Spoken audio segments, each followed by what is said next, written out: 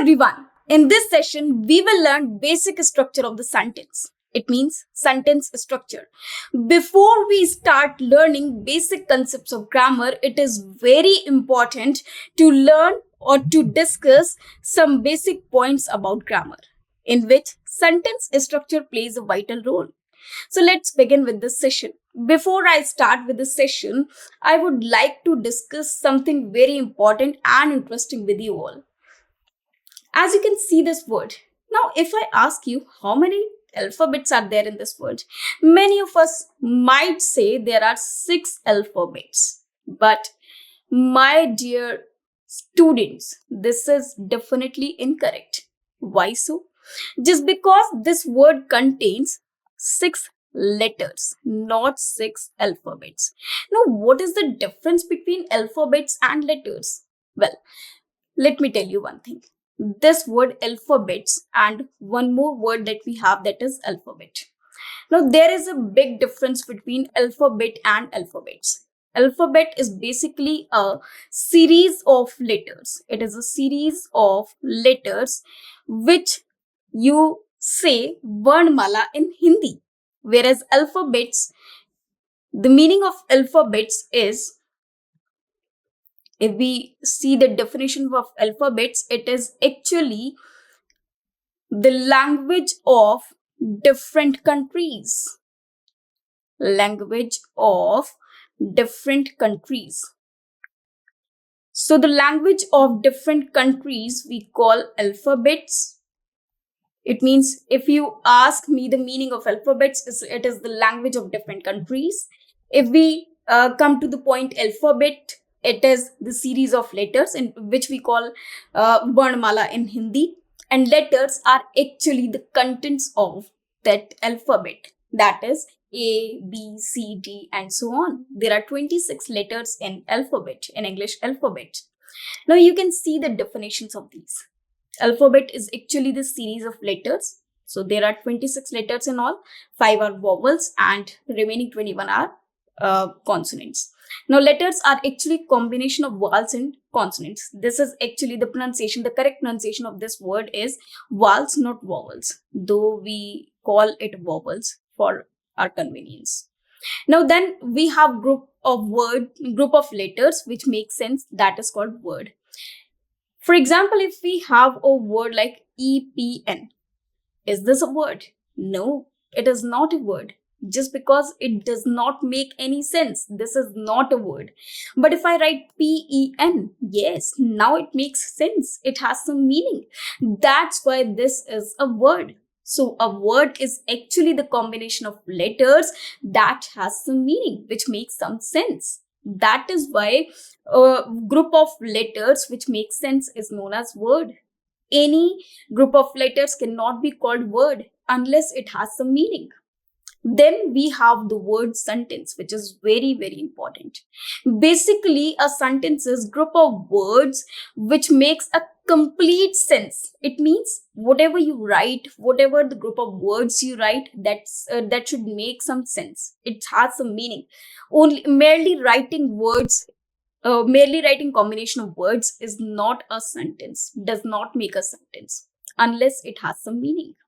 For example, if I say Ria is girl good, this is not a sentence. But if I say Ria is a good girl, yes, of course, this will be a sentence because it has some meaning. It has some structure. So a systematic sequence of words that has some meaning is known as sentence. Now let us further discuss it. Let us elaborate it. A sentence can be written in a basic structure called subject, then verb, then object. Now, in your lower classes or in your earlier classes, you must have heard a word predicate or subject. Now, a sentence basically consists of 2 parts. One is subject and other part is predicate. Subject, basic sentence consists of 2 parts, 2 main parts, the subject and the predicate. Now, what are subject and predicate? In a sentence, the first one, the person whom we are talking about, the person who is the doer of the action is known as subject, and the remaining part, that is verb and the rest part, that is known as predicate. The subject is the noun or pronoun that sentence is about, while the predicate contains the verb, provides information about the subject. Now, if we look at the sentence, the cat is sleeping. Now, here we are talking about the cat, or you can say this activity, sleeping, is being done by this particular person, that is cat. So cat is the subject because it is the doer of the action, and is sleeping is predicate. So is sleeping is a predicate. Now in the next sentence we have they are writing. Now they, the work that is being done is writing, and who is writing this? They. So they is a subject, whereas are writing is a predicate. So here we can see that subject and predicate. Subject is basically the doer of the action or the person we are talking about, the noun or pronoun part which we are talking about. And predicate is the remaining part which contains verb and extra information about that particular subject. Now, there are several types of sentences. Sentences can be categorized into 4 types based on their function. Now, its function decide which type is it. Now, first we have declarative sentence. Now, declarative sentence is also known as assertive sentence. It is a simple sentence which provides us some information, in which we have subject, then verb, then object. It's basic structure of the sentence, basic simple sentence in which one is providing information about something. Right now I'm saying something to you. This is also assertive or declarative sentences. These are also assertive and declarative sentences because I'm giving you some information. I'm telling you someone, you are listening to me. These are declarative and assertive sentences. Now, interrogative, as the word states, it is interrogation. It means questions. When there are question sentences, when there are questions that are asked, those are known as interrogative sentences. Imperative basically are related to some, you can say some instructions. Whenever we give some instructions to someone, whenever we give some order to someone, whenever we give some suggestion to someone, or whenever we request someone for something, we say please or anything, we request something from someone, these types of sentences are known as imperative sentences. Then we have exclamatory. Now, what are exclamatory sentences? Whenever we say anything in just surprise, whenever we exclaim something, exclaim about something, exclaim in surprise, exclaim in wonder, exclaim in happiness, exclaim in, we just exclaim our emotions out. We just express our feelings with such words like wow, how pathetic, how sweet, how nice, how wonderful, what an amazing idea, what an amazing view. So all these kind of sentences are known as exclamatory sentences, which speaks out your emotion. Those sentences are known as exclamatory sentences. Now, let's have some discussion about these type of sentences. Let's elaborate. Now, first we have declarative sentences. A sentence that says or states something is called an declarative. It is called a declarative. It is not an. It is a declarative sentence.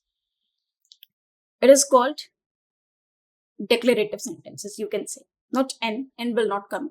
N should not come over here. So, a sentence that says or states something is called declarative sentences. A declarative sentence ends with a full stop. Now, it is very simple that a declarative sentence ends with a full stop, or you can say period. Now, for example, Meera is very honest. So, I'm giving information about some girl, that is Meera. She's very honest. So, this is a particular information. So, this is a declarative or assertive sentence. Now, Akbar was a great ruler. So, it is the information about Akbar. So, it is also a declarative or assertive statement. Now, interrogative sentence. Interrogative sentences ask questions. Whenever a question is put up, that is an interrogative sentence, and with a question mark. Now, at the end of such sentences, we have a question mark. For example, are you coming to the party tonight? Then we have a question mark. How are you? We have a question mark. One more thing. Whenever there are questions can be further divided into two types. A question can begin either with a helping verb or with a question word. A question can begin with helping verb, for example, do, does, are, is, am, will, any modal auxiliary verb. So it can either begin with the helping verb or a question word. Question word are the words which belongs to the WH family. WH family means where, when, who, what, why, how. So these words are question words. This is a WH family. So a question can begin either with a helping verb or with the question words, but it will end with a question mark only. Now, imperative sentences. Imperative sentences give commands, instructions, or requests. They often end with a period or exclamation mark. For example, please pass me the salt. Close the door. So it is kind of order, instruction, it can be a request, anything. That is imperative sentences. Now, exclamatory. Exclamatory sentences express strong emotions or feelings. They end with an exclamation mark. Now, what is exclamation mark? This type of mark, as you can see, is known as exclamation mark. These types of sentences speak out your emotions. For example, if I see a snake, it is not pre-planned what I will say. It is a sudden reaction. It is a sudden emotion which will come out of me if the same will happen to me, if it happens to me. Now, for example, what a beautiful sunset. Now, I'm exclaiming about the sunset, the view, that it is a very beautiful spectacle. It is a very beautiful sunset. So I can say, what a beautiful sunset. How nice of you. Maybe someone is very nice. Someone's behavior is very nice to me. Someone is very good for me. Someone is very good, or his behavior is very good for me. So I can say, how nice of you. So these type of sentences are known as exclamatory sentences, and they end with exclamation mark. Now, the sentence can be further divided into other categories as well. First, we have compound sentence. But to learn this compound sentence, first we should know that what are clauses. Now, let us come to a word clauses. Now, what is clause? Clause is actually a sentence that contains subject and predicate. It is a sentence. It is, of course, a sentence, and it covers both subject and predicate. It contains both subject and predicate. Maybe possible it is not the complete sentence. Maybe possible it is the complete sentence. It depends on the type of clauses. The types of clauses are dependent clause and independent clause. There are two types of clauses. One is main clause, and then we have subordinate clause. Now, this word subordinate, you can learn or you can relate with the word subordinate. Subordinate are basically the juniors, or the one who depends on us, or who depends on some other. Now, the word subordinate clause is such a clause which depends on the other clause to complete that sentence. It means dependent clause and independent clause when they combine. Or now, first we will discuss the dependent clause. Now, it depends on another sentence and doesn't stand by itself. It means it has not its own identity. It depends on some other sentence to make sense or to complete in itself. For example, it is written over here, since Ishan is allergic to mushrooms. Now you can see there is a condition which is arising out of this sentence, but the sentence is not actually complete. Now, if I write it like, since Ishan is allergic to mushrooms, he does not eat it. He does not eat it. Yeah, he does not eat mushrooms. Now the sentence is complete. And this part, since Ishan is allergic to mushrooms, he doesn't eat them. Now this part is dependent on this. It means this happens because of this. This happens because of this. It means this part depends on this part. So this type of clause is called dependent clause, where one part depends on another. This is called dependent clause, and here the sentence is not complete in itself. We need some other phrase to complete it, or we need some words to complete it. Now, if we talk about independent clause, like a complete sentence, it stands by itself. It means it is like a complete sentence. It has its own meaning. For example, if I write only Ishan is allergic to mushrooms. Now you can see the sentence, Ishan is allergic to mushrooms. The sentence is complete. There is no need to add anything with this sentence. The sentence is complete in itself. So this is called independent clause. You can say the sentence, and when one part of the sentence depends on another, that part or that clause is called dependent clause. Now, if we have learned what are dependent clause and what are independent clauses, now we can easily understand what are compound sentences and what are complex sentences. Now, one thing, whenever we have compound sentences, this is like a compound. It means we are compounding two sentences with each other. With the help of, maybe possible, we have one independent clause. We both have independent clauses, and we are combining these two independent clauses with help of any coordinating conjunction like and, but, and so on. Any conjunction, any coordinating conjunction. This is called compound sentence. A compound sentence consists of two or more independent clauses. Now, in this case, you need not have an independent clause. You need not have a dependent clause. In fact, only two or more independent clauses, when connected with each other with the help of a coordinating conjunction, is known as compound sentence. For example, I like to read and my brother prefers to watch movies. Now here a word and combines two separate sentences together. Two separate sentences which are complete in themselves, and when we connect these two sentences with each other, we are using the word and. It means a conjunction and. So this type of sentence is known as compound sentence. On the other hand, a complex sentence contains one independent clause and at least one dependent clause. It means in this we have one independent and one dependent clause, in which this clause depends on this. So this structure of the sentence is known as complex sentence. For example, when the rain stopped, we went outside. So we went outside depended on the condition that when the rain stopped. So it only happened after this happened. Otherwise, it won't. It would not have done, or it would not have happened. So when the condition arises, when one sentence depends on another, these types of sentences are known as complex sentence.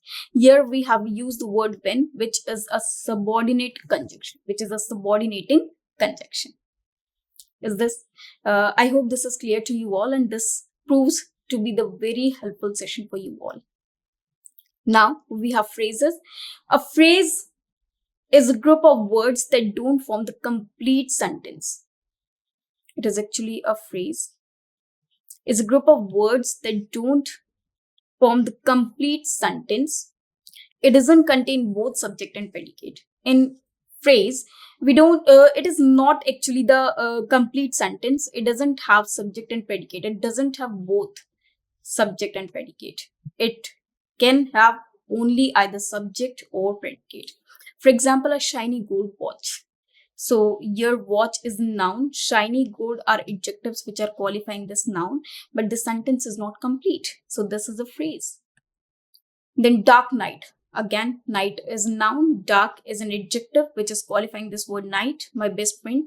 Again, here my best is qualifying the word friend. So these are the examples of phrases. So in this session, we have learned all these things, that what are dependent clause, what are independent clause, everything we have learned now in this chapter. I hope this is a very beneficial session for you all.